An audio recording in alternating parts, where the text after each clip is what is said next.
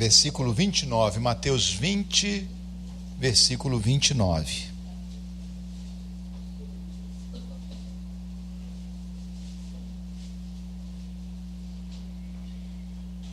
Diz assim a palavra de Deus em Mateus, capítulo 20, versículo 29 em diante, diz assim: Saindo eles de Jericó, uma grande multidão seguia Jesus.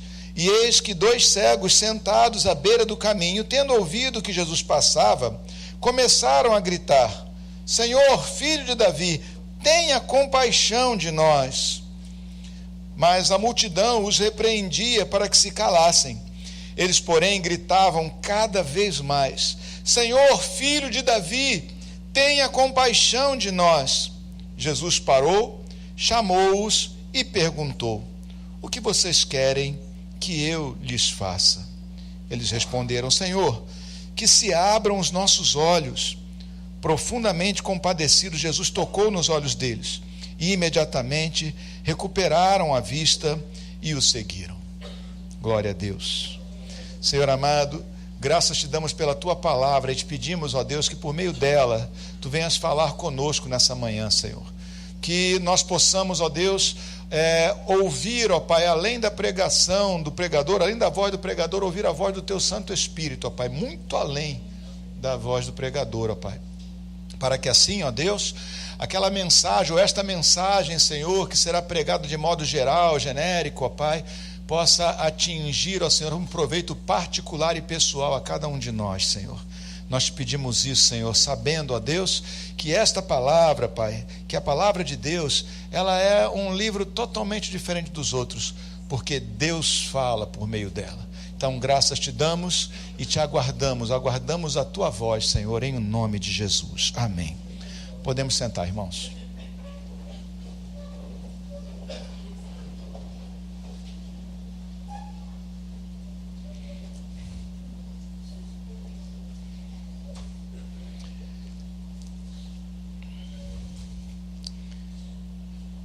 Jericó era uma cidade grande em relação às cidades da época, né?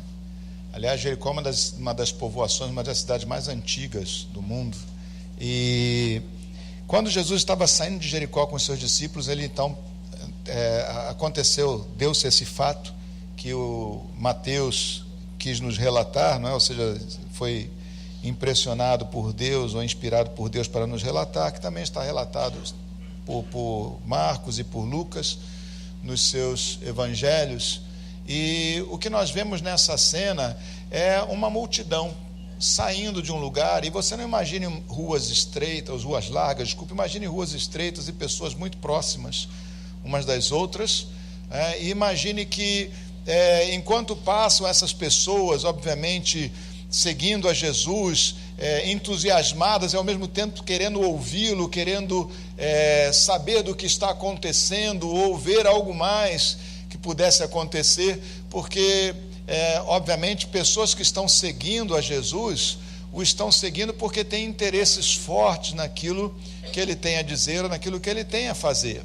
Mas nesse espreme de pessoas havia 2 cegos na beira do caminho que começaram a gritar, né? E quando pessoas gritam, elas gritam com o propósito de chamar a atenção, porque ou acham que não serão ouvidas se falarem baixo. Geralmente pessoas não gritam à toa, né? Porque todo ser humano tem um quê de comedimento. Eu sei que tem aquela pessoa que sempre fala alto, né? Que parece não ter um pouco de comedimento, mas geralmente as pessoas evitam essas coisas, mas quando alguém grita porque se sente necessitado, porque tem um certo grau aí de ansiedade, de angústia, então a pessoa grita, não é? Se expõe dessa forma, porque obviamente precisa de socorro. E aqui nesse caso nós temos 2 homens que a Bíblia diz que estavam à beira do caminho, né? Esses 2 cegos estavam à beira do caminho, ou seja, justamente pelo lugar onde passavam as pessoas na saída de Jericó, porque aquele era um lugar de maior fluxo de pessoas. E eles, obviamente, como cegos, não é? Eles tinham necessidade. Cegos naquele tempo, eles tinham, obviamente, que eles dependiam da caridade, da generosidade das pessoas para sobreviverem. É importante a gente entender o nosso mundo e entender o contraste entre o mundo que nós vivemos e o mundo que eles viviam. Aquela não era uma civilização cristã, aquele não era um mundo onde o amparo às pessoas fosse comum, não era um mundo onde onde o Estado, digamos assim, provesse amparo para aqueles que são mais fracos ou aqueles que têm dificuldades. Não é esse mundo. É um mundo do cada um por si, e que o cidadão, as pessoas comuns, elas eram vistas pelo Estado como pessoas, como um povo dominado que eles tinham que tirar proveito, ou poderiam tirar proveito deles, e as pessoas viam o Estado como, obviamente, como uma dominação, ou dominadores que exigiam deles certas contribuições, que exigiam deles impostos e coisas parecidas. Eu sei que parece um pouco com a nossa história, mas ainda assim é muito diferente. Se hoje em dia o Estado é mais protetor, isso se deve à civilização cristã, ou seja, às influências e às marcas do cristianismo na nossa sociedade. Na sociedade romana, por exemplo, nos tempos de Jesus, uma criança que nascesse podia ser abandonada, e era comumente abandonada quando os pais não tinham interesse, era abandonada num determinado lugar da cidade, qualquer pessoa podia ir lá e pegar e transformar aquele num escravo, num servo, ou simplesmente ficaria ao relento até que os animais matassem, até que fosse devorado por animais. Isso era relativamente comum no Império Romano. Um pai que entendesse que o seu filho era rebelde, que o seu filho era insubmisso, ele podia matar o seu filho em qualquer idade, porque isso fazia parte da cultura de época. Os escravos não tinham direito nenhum, obviamente, e no Império Romano, por exemplo, para que eles não pudessem ter sequer família identificada, eles juntavam os escravos e as escravas em orgias para que houvesse reprodução, sem que houvesse qualquer vinculação familiar ou qualquer coisa com a qual eles pudessem obter futuramente qualquer amparo familiar, e assim pudessem ser mais facilmente controlados. Enfim, os inimigos do Império Romano eram mortos de modo cruel. Essas marcas daquela civilização, daquela sociedade, foram apagadas pelas marcas da civilização cristã.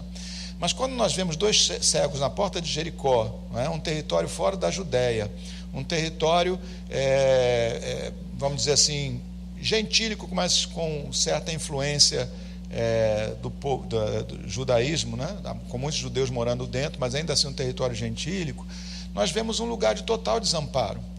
E esses homens então estavam à beira do caminho, porque não havia outra maneira de cegos viverem naquela época. Se eles não tivessem familiares que os sustentassem, por não terem uma força de trabalho que fosse aproveitável para a época, porque obviamente o trabalho era muito físico e corporal, muito ligado às habilidades físicas, então a pessoa cega dificilmente encontraria nicho. No tipo de trabalho que nós temos hoje, um cego pode trabalhar em atendimento telefônico, pode trabalhar até com computação e outras coisas mais. Existem nichos de trabalho, existe proteção da sociedade, proteção do Estado, leis, inclusive, que procuram incentivar a contratação, enfim. Mas naquela época não tinha nada disso. Eram pessoas desamparadas. E pior ainda, eram pessoas que, por causa da sua situação de desamparo, eram para outras pessoas um incômodo, muitas vezes. E então, quando eles começam a gritar, filho de Davi, tenha compaixão de nós, à beira do caminho, eles estão perturbando também as pessoas. Algumas pessoas entenderam isso como perturbação. Mas deixa só eu focar um pouquinho na cena desses dois cegos. Eles estão à beira do caminho, porque eles não podem caminhar livremente, porque eles não podem circular livremente devido à sua dificuldade, a sua cegueira. Eles estão à beira do caminho também, porque à beira do caminho era o lugar onde passariam as pessoas que estão circulando, eles poderiam obter alguma misericórdia ou alguma esmola nesse sentido. Mas naquele dia em especial, estar à beira do caminho significou para eles um encontro muito mais importante, muito mais relevante, muito mais maravilhoso, vamos dizer assim, do que a melhor esmola que eles tivessem ganho ou pudessem ganhar em qualquer momento.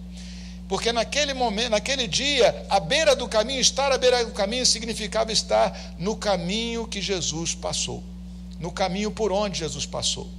E aí nós vemos uma diferença marcante entre as pessoas que mandavam eles se calarem, a maneira como Jesus reage a ele, a maneira como as pessoas ao redor reagem a eles, a esses cegos, né? Enquanto alguns mandavam eles se calarem, Jesus os ouviu e os atendeu. Mas é uma coisa interessante nós percebermos também que esses cegos aqui, eles tinham já um conteúdo de fé. De alguma forma a mensagem tinha chegado a eles, porque quando Jesus passa, eles não pedem meramente uma esmola, mas eles chamam a ele como filho de Davi.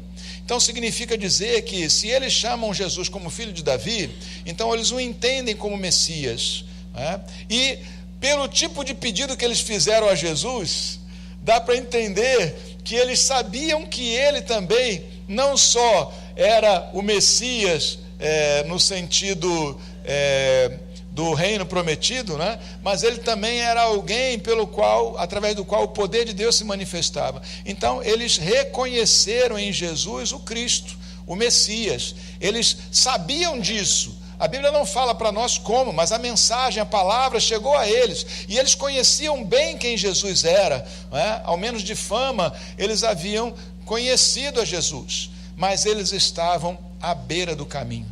Tem muita gente que conhece o Senhor Jesus, que crê no Senhor Jesus como seu Senhor e Salvador, mas está à beira do caminho, está alijada, né, do melhor que essa vida de crentes em Cristo Jesus pode oferecer, por causa, muitas vezes, de problemas que lhes sobrevieram. Problemas físicos, vamos pensar nisso. Quantas são as pessoas que gostariam de estar aqui nessa manhã, mas estão doentes? Nós temos irmãos aqui que chegaram a um estado na sua vida, a um momento na sua vida em que eles não têm mais condição, né, de sair de casa, estão doentes, estão no final da sua vida, estão provavelmente no final da sua vida. Nós temos duas senhoras incapacitadas de caminhar, né, de estarem aqui, e outros incapacitados temporariamente, e outros incapacitados por outros motivos mais, não é isso?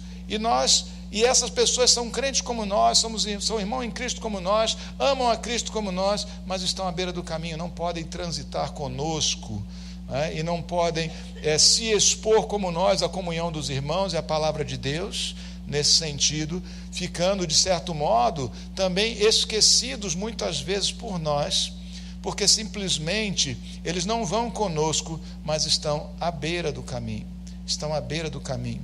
E a igreja de Jesus Cristo precisa ser sensível como mestre, que não só ouve aqueles que estão à beira do caminho, mas também transforma, né, ou traz sobre eles solução e bênção sobre a vida deles.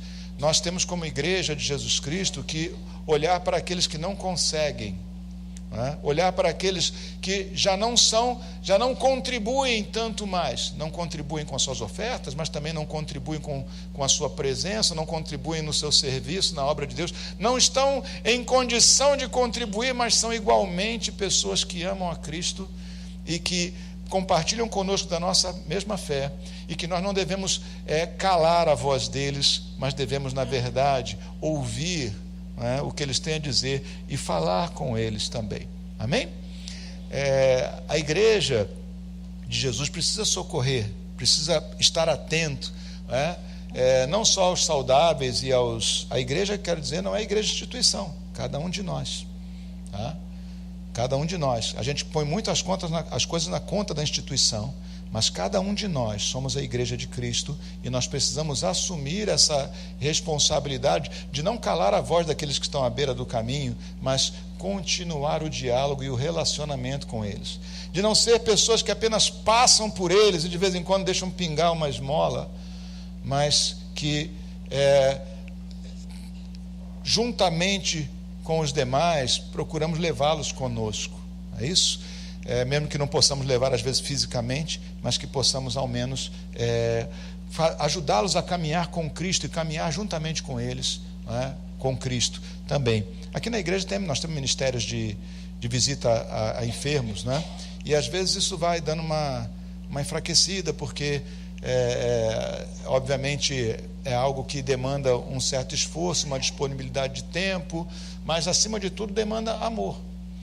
E nós dizemos, não tenho tempo, mas na verdade, tempo a gente nunca acha, tempo a gente cria, a gente organiza e cria, não é isso?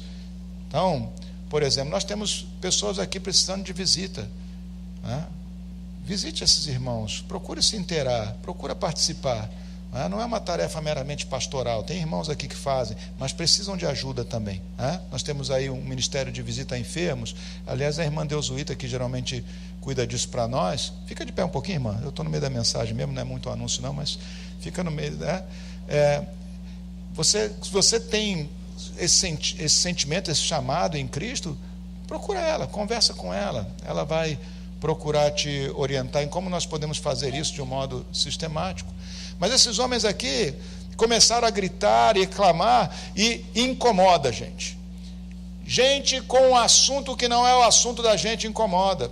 Gente que nos interrompe enquanto nós estamos caminhando nos incomoda. Gente que nos interrompe ou que nos faz parar, às vezes até mesmo aquilo que nós estamos fazendo para Jesus. Nos interrompe até enquanto nós estamos seguindo com Jesus, que reduzem a nossa marcha, muitas vezes nos incomodam. Muitas vezes nos incomodam.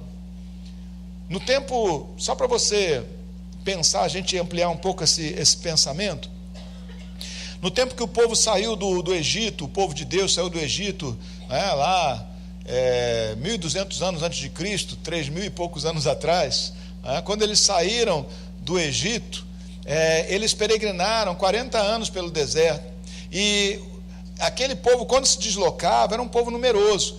As pessoas mais velhas, as mulheres idosas, as mulheres grávidas eventualmente, ou com um bebê no colo, as pessoas que estavam adoentadas, ou enfim, todos aqueles que você costuma ver a plaquinha de preferenciais, né, nos mercados e no metrô e outros lugares mais, eles vinham atrás, porque eles se deslocavam mais lentamente, obviamente, então eles vinham atrás, enquanto que os saudáveis e que estavam carregando as cargas iam na frente até para poder montar acampamento mais adiante, enquanto os outros vinham chegando.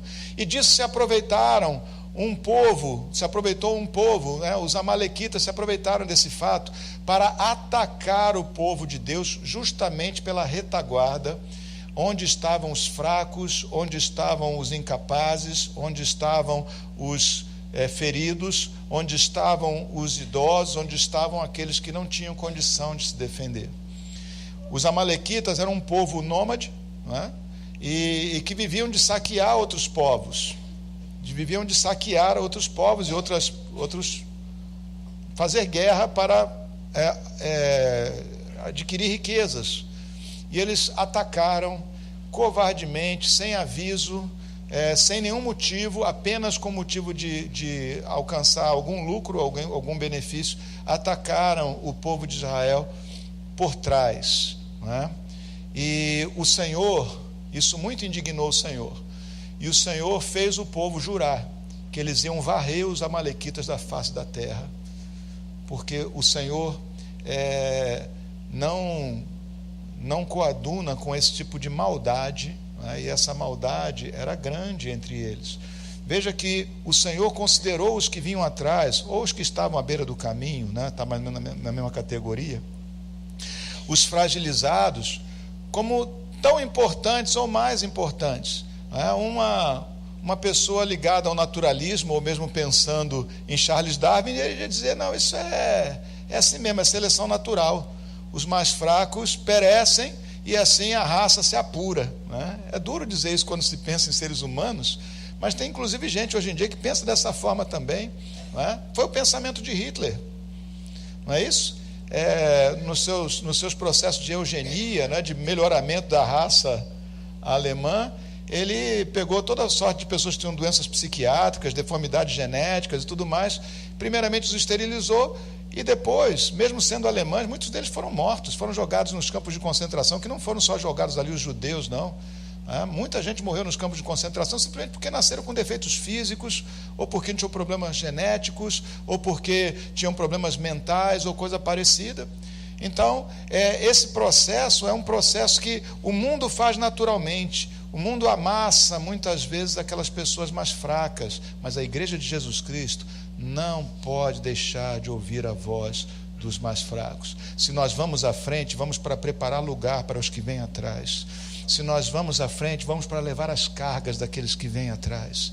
Se nós vamos com passos firmes, vamos para conduzir e ajudar e orientar aqueles que vão atrás. A igreja de Jesus Cristo não pode deixar a gente pela beira do caminho, e nós temos que prestar muita atenção a isso. Eu sei que às vezes nos incomoda, às vezes nos parece um atraso e um retardo. O povo talvez tivesse que marchar de modo mais lento para poder manter dentro das suas fileiras aquelas pessoas, mas ainda assim, agrada ao Senhor que nós cuidemos do mais fraco, e desagrada ao Senhor aqueles que atingem o mais fraco maldosamente, ao ponto do Senhor os abominar completamente. Então, embora os mais fortes, os mais talentosos, os mais bonitos, os mais ricos ou preparados, enfim, sejam mais encantadores e agradáveis, muitas vezes, é muito melhor, aliás, é muito importante que nós não nos esqueçamos que Deus tem em vista o fraco como tem em vista o forte, e que Deus, acima de tudo, quer de nós que nós sejamos gente que tem essa preocupação também. Então, quando eles estavam à beira do caminho, eles começaram a gritar, e as pessoas começaram a reclamar, começaram a reclamar porque eles estavam gritando, e você não gosta você quer, aquelas pessoas queriam saber o que Jesus estava dizendo, queriam estar olhando para Jesus, queriam estar seguindo Jesus, não queriam estar ouvindo lamentação daqueles cegos, estavam se sentindo incomodados. Então a multidão os repreendia para que se calassem, só que eles gritaram cada vez mais alto. Você se sente à beira do caminho por qualquer motivo, querido? Se você ficar quieto, as pessoas não vão saber das suas necessidades. Se você ficar quieto, se você não trouxer à tona as suas dificuldades, não reclame das pessoas, porque elas passaram direto por você e não cuidaram de você.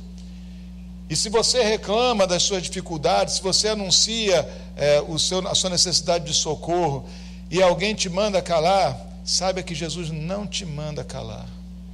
E você deve continuar clamando, principalmente ao Senhor, até que lhe venha o socorro. Entende? Algumas pessoas tendem a se calar na hora da dificuldade, até mesmo a se esconder. A gente às vezes ouve algumas coisas assim, como pastor, O irmão está meio sumiu aí 1 semana, 2 semanas, 3 semanas, e o pastor vai atrás, ou por algum motivo consegue perceber essa ausência, e aí alguém vai procurar e vai falar com a pessoa e diz: não, eu não estava muito bem, eu resolvi que eu não ia na igreja, não. É a mesma coisa que dizer assim: não, eu estava meio doente, aí eu não quis ir no hospital, não, eu preferi ficar em casa. Eu estava meio triste, mas eu preferi ficar quieto no meu canto. Então você mesmo se condenou à solidão, e você mesmo muitas vezes se condenou a não ser atendido. Não vai reclamar depois dos irmãos que não lhe visitaram. Aliás, não espere que as pessoas se lembrem de você, ajude as pessoas a se lembrarem de você, porque muitas vezes as pessoas estão muito ocupadas, e você só pode reclamar de falta de atenção dos outros depois que você chamou e eles não falaram com você, não te deram atenção, não é isso? Então, os nossos problemas também têm que ser compartilhados. Eu fechei minha Bíblia aqui, ó. Pai do céu, desculpem. Pausa para o pastor abrir a Bíblia de novo. E aqui, quando eles mandaram aquele homem calar, Jesus disse não. Jesus tomou uma atitude totalmente diferente. Ele, na verdade, ele se aproximou daqueles homens, Ele se aproximou daqueles homens para saber deles o que eles queriam. Jesus parou, chamou-os e perguntou: o que vocês querem que eu lhes faça? O que vocês querem que eu lhes faça?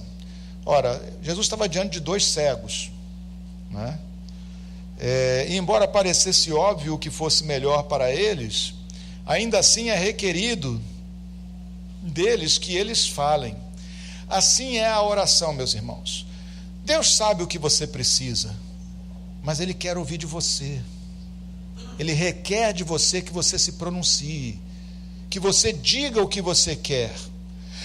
Uma das coisas que eu vivo pensando sobre essas coisas, né? Sou pastor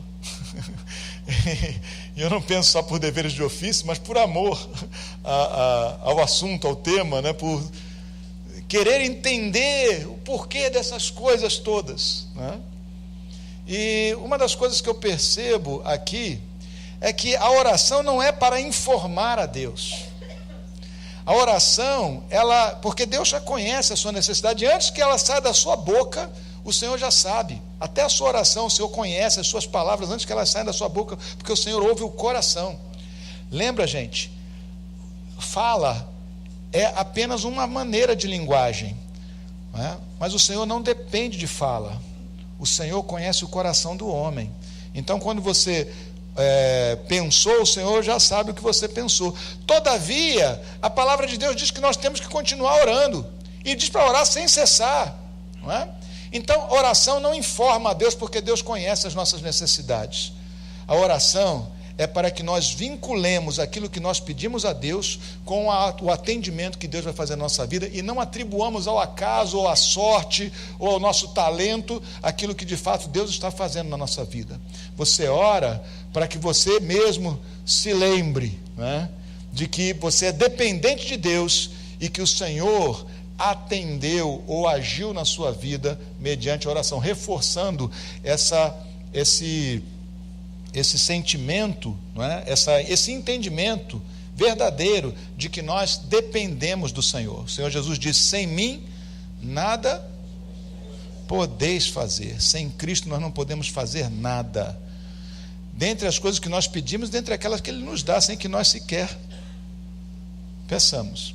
Você diz assim: eu trabalho, né? Se eu for ler, se eu tiver que ler algum manual aí para o meu trabalho, eu consigo, porque eu sou inteligente. Você é inteligente porque o Senhor tem sustentado o seu cérebro, porque um coágulozinho ou uma veiazinha que arrebente, e você vai ficar provavelmente prejudicado até mesmo na sua inteligência. Então tudo que eu consigo fazer, eu faço porque o Senhor me tem dado graça, porque o Senhor me tem sustentado. Amém? Então eu tenho que ter um coração grato, um coração agradecido a Deus. Eu não posso bater no peito e dizer: eu consigo, eu faço. Eu tenho que dizer: com a ajuda do Senhor, com a graça de Deus, porque o Senhor, a boa mão do Senhor me sustentou, porque o Senhor tem me conduzido, eu tenho alcançado. Se eu cheguei a algum lugar, até aqui me trouxe o Senhor. Amém? Até aqui me trouxe o Senhor. Então veja, Jesus sabe, Ele está diante de um cego, Ele olha para dois cegos. O que esse homem pode querer? Você sabe muito bem o quanto a sua vista é importante para você. Uma das coisas que as pessoas mais temem é ficar cegas, ou não é? É uma das coisas que as pessoas mais temem, é perder a visão. Por quê? Porque grande parte daquilo que nós recebemos de informação, da nossa interação com o mundo, na verdade, a maior parte dessa interação é visual. A maior parte das suas memórias são visuais. 80% aproximadamente das nossas memórias são visuais. Então, perder os olhos é perder grande parte da capacidade de interação. É um sentido importantíssimo para todos nós. Jesus olha para dois cegos e pergunta: o que vocês querem que eu faça com vocês? É porque é necessário, meus irmãos, que nós levemos ao Senhor as nossas petições, as nossas orações. Essa é a dinâmica de Deus para esse relacionamento nosso. Aquele que não ora está enfraquecendo as suas possibilidades, está se excluindo do poder de Deus, se excluindo do reino de Deus no tocante à manifestação do seu poder na sua vida. Aquele que não ora está descumprindo a vontade de Deus. Deus sabe das suas necessidades, Deus sabe das minhas, mas é importante que nós oremos, que nós declaremos, até para que nós vinculemos depois aquilo que nós pedimos com aquilo que foi feito e digamos: o Senhor fez. E eu não tenho dúvida nenhuma, eu orei E o Senhor operou. Glória a Deus, que maravilha. Amém? E assim, sabendo eu, então, que Deus está operando na minha vida a sua boa, perfeita e agradável vontade. Mas pastor, e se eu pedir o Senhor não operar, também não funciona do modo contrário? No sentido que eu peço e Deus não faz. Aquela pessoa que não crê, a pessoa que não passou da morte para a vida, sempre vai ter essa dificuldade de enxergar Deus como sendo o Senhor de todas as coisas, do sim e do não, inclusive. E vai ter dificuldade de enxergar o não de Deus como uma bênção, porque o não de Deus também é bênção. Todas as coisas cooperam para o bem daqueles que amam a Deus, daqueles que são chamados segundo o seu propósito. Todas as coisas. Portanto, se eu estou doente, glória a Deus. Deus é Deus, comigo doente ou comigo saudável. Se eu estou na beira da morte, glória a Deus. E ainda posso me lembrar, ausente do corpo, presente em Cristo. Opa! Daqui a pouquinho eu vejo o meu Senhor. Glória a Deus. Todas as coisas, todas elas cooperam, não para o bem comum e de todos, mas para o bem daqueles que amam a Deus, daqueles que são chamados segundo o seu propósito. Não é isso? Então esses cegos clamaram ao Senhor, e o Senhor foi perguntar para eles, e eles responderam: Senhor, que se abram os nossos olhos. E o Senhor nos presenteou com a cura desses dois homens. Não só a eles, mas a todos nós. Porque sempre que Deus faz um milagre, não é só o alvo direto do milagre que é abençoado. A igreja de Jesus Cristo é abençoada. Até o ímpio é abençoado, porque Deus deu mais um sinal da sua glória e mais uma chance para que ele reconheça que o Senhor é Deus. Mais uma maravilha, apontando para a divindade, para a soberania, para a majestade, o poder e a graça e misericórdia do nosso Deus. Amém? Por isso que a igreja, nós, o corpo, mesmo se você individualmente não sente necessidades, ou as suas necessidades estão muito reduzidas, você está naquele momento assim de tudo te sorriu na vida. Às vezes acontece. Tudo te sorriu. E aí a pessoa começa a se sentir tão satisfeita que ela se desliga dessa noção e dessa percepção de dependência de Deus, e muitas vezes enfraquece até a sua comunhão com Deus. Enfraquece a comunhão dela com Deus. Talvez você passe por um momento desse assim, mas a verdade é que nessa hora, ou nesse momento, mesmo nessa hora, nesse momento, nós temos que permanecer orando.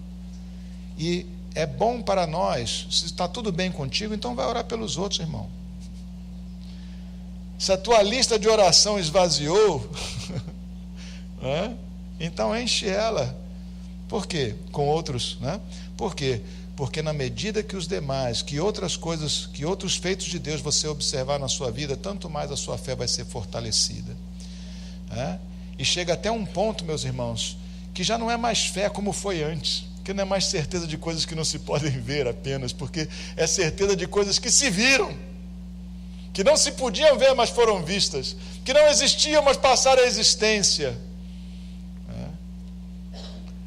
E chega um ponto na caminhada com Cristo,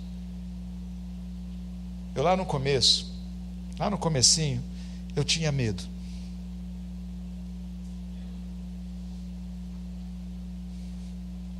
Eu tinha medo de me perder pelo caminho. Porque eu tinha feito tanta coisa na minha vida, tinha começado com 20 anos, eu achava que tinha feito muita coisa. Mas, na minha perspectiva de um rapaz de 20 anos, eu achava que eu tinha feito tantas coisas, e eu tinha desistido de muitas delas. Em termos de esporte, eu fiz natação, eu fiz judô, e fui desistindo, tudo me enjoava, e de repente quando eu sou convertido, transformado, que eu creio em Jesus, que eu me entrego ao Senhor, me passou o mesmo medo. Eu disse: mas será que você que já abandonou tantas coisas não vai acabar abandonando essa? E me bateu lá no começo, me bateu uma preocupação com isso. As minhas orações eram até meio radicais, né? Dizer, Senhor, se eu começar a duvidar, me põe leproso, me põe na cama, me arrebenta, me quebra todo, mas não me deixa. Como você vê, o Senhor não gostou muito dessa ideia, me deixou em pé e sem lepra. Ele adotou outra estratégia, né? Mas se a incredulidade ou se a dúvida era possível lá atrás, depois de tanto andar com Cristo, eu sei, já não é mais, não é? É uma percepção, é um saber. Eu sei em quem tenho crido e eu sei que Ele é poderoso. Quando nós vamos andando com Cristo, isso vai se tornando uma realidade. Nós passamos a saber por fatos, não só por promessas, mas pelos atos de Deus, saber em quem temos crido e saber que Ele é poderoso. Mas vai saber disso quem ora, porque essa é a maneira como Deus escolheu de derramar as bênçãos dele sobre nós de modo mais abundante. Não é que Deus não vai abençoar quem não ora, Ele abençoa até o ímpio. O ímpio é que não sabe que está sendo abençoado. Mas aquele que ora sabe quem é o seu abençoador. E é muito mais abençoado do que aquele que não ora. Porque ele cumpriu a vontade de Deus. Porque ele clamou à beira do caminho ou no meio da multidão. Ele clamou. E o Senhor ouviu a sua voz. E o Senhor o socorreu. Amém? Então, não importa se as pessoas não te ouvem ou não te querem ouvir. Cristo vai te ouvir. O Senhor vai nos ouvir. Mas uma coisa importa para aqueles que passam, para aqueles que seguem a Cristo, né? Não menospreze ou não se esqueça daqueles que estão na beira do caminho. Porque o caminho é longo, a jornada é dura, e todos nós, em algum momento, ficaremos à beira do caminho. E pode ser que os momentos finais da nossa vida sejam à beira do caminho. Muito provável que sejam.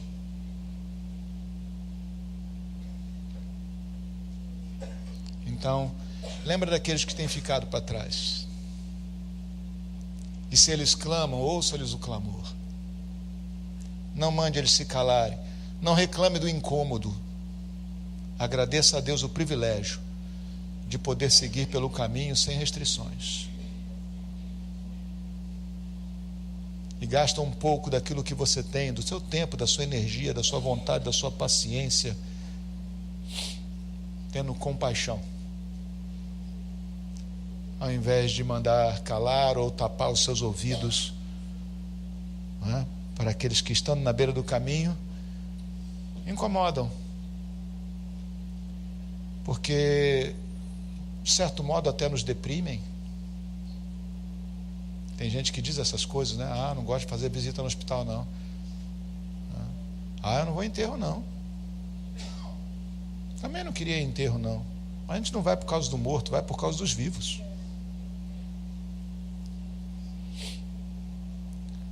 Não é? É assim mesmo. E essa é a vida. Né? Então, está com força? Ajuda quem está fraco. Amém? Tem alguém clamando? Ouça. Para. Não espera Jesus voltar. Leva ele para Jesus. Não é isso? Tem necessidades? Todos temos. Ora ao Senhor. Não vem com aquela conversa. Tem gente que tem umas conversas estranhas. Você vai orar para a pessoa. O que você quer pedir? Não tem nada para pedir, eu só quero agradecer. Então, Senhor, a cota dele é minha. Já que ele não vai pedir, deixa eu pedir 2. No fundo, isso é orgulho ou desdém, ou simplesmente falta de costume. Não está acostumado a orar mesmo.